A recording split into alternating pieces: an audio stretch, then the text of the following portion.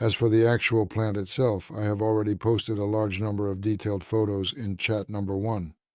This week we were diligently working on the process of assembling what we commonly call a sarcophagus, so to speak. A protective outer casing structure, which serves as a specialized containment unit resembling a sarcophagus, was installed on the high-pressure aluminum casting machine to effectively prevent harmful gases and vapors generated during the casting process from escaping and contaminating the shop's atmosphere. Thanks to this process, the harmful gases are drawn into an integrated filtration unit, where smoke, soot, and aerosols are effectively filtered out, and the purified air is then safely recirculated back into the workshop environment. Right now, at this very moment, this unit is being carefully assembled. It is already fully put together and securely connected. They are currently meticulously fine-tuning every detail. The dedicated team is working hard on it. And secondly, we have successfully installed a specialized machine for producing foam plastic, which is packaging material made from various expanded foams and polystyrenes. The system has now been successfully installed, and the various units and pipelines that had been previously dismantled and removed for transport have been reassembled and integrated back onto it. And we are currently anticipating, on Monday the 26th, the arrival of specialists from China, who will undertake the final assembly of the machine, connect it, perform the initial startup, and provide training for our own specialists. This is currently the second major technical operation being carried out in this facility, primarily because all of this involves specialized work of a certain high complexity. But our dedicated employees already possess more than sufficient professional qualifications, and they are performing this intricate work, I must honestly admit, very well indeed, even without any direct intervention or supervision from my side. It's thoroughly well-deserved and earned. These people are constantly learning and gaining new skills, and they're already showing professional independence and critical decision-making, which, to be honest, is very encouraging to see. Meanwhile, the rigorous testing of the traction motor in various operational modes also continued throughout the session. This refers to the propeller, the motor, the electronic speed controller, the high-capacity battery, and how they are arranged in the power module. We ran comprehensive tests in different modes, and in each of these modes, we determined how long the mode could be maintained, the duration before overheating, battery voltage drop, and of course, the precise thrust. Ultimately, all of this depends heavily on the specific thrust levels, determining how much time remains until the battery is completely discharged or the thermal sensor is finally triggered. Basically, a certain delicate balance has already been achieved. We now fully understand exactly how long and under what specific load this module can safely operate. This detailed information is quite useful for us, although the actual work involved is extremely labor-intensive and takes a lot of time to complete. And in addition to gathering essential technical information, we are also testing the performance of the electric motors and accumulating operational runtime data to determine the limits of the hardware until failure. We evaluate them at different extreme temperature conditions, gradually increasing the heat to 125 degrees Celsius. The motor, as they say, still operates perfectly well. All these comprehensive tests were conducted in parallel with the specific testing of the flight controller. Sergei Alexandrovich is the person in charge of that department for us. The flight controller that is currently installed on the Motylek was originally mounted on a small quadcopter. The entire room was specially set up for this purpose so that the propellers wouldn't break or sustain damage. Furthermore, all of the surfaces were carefully covered with soft materials, and the tuning of the PID controllers was carried out.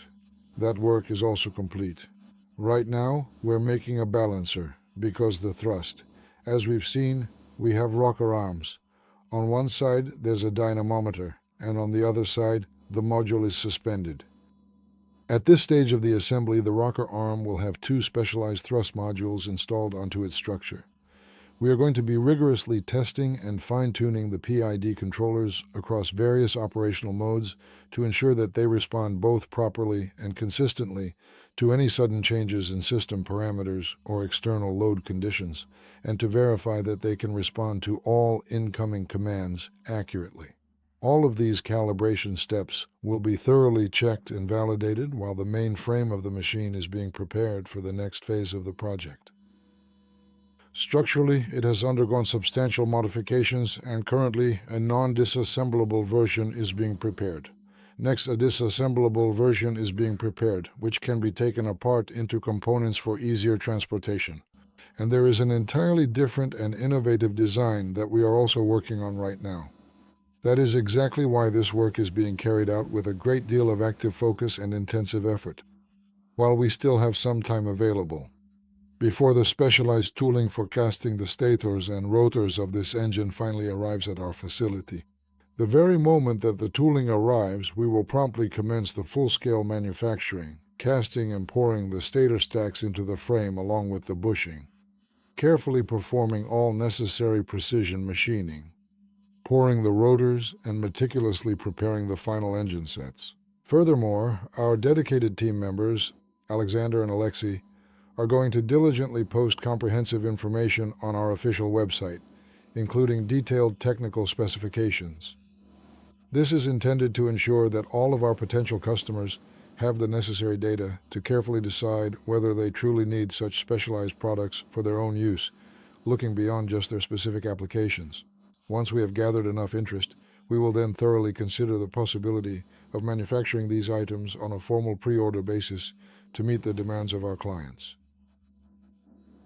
As for the angle grinder, we are currently developing and refining the operating modes for plastic materials, because even the specific components imported from China, which were cast, did not meet our quality standards. Why exactly were we not satisfied with the initial quality of these cast components? The primary issue was significant structural deformation. Immediately after the casting process was finished, the individual parts were not properly restrained or weighted down, as they should have been. That is precisely why the technical team is now working hard on refining the entire production process. They have developed specialized tooling for restraining the parts, ensuring that the final cooling stage occurs while the parts are held in a fixed position that accurately matches their intended placement during the final assembly. That's why the work is ongoing. The work is proceeding on a tight schedule, you could say.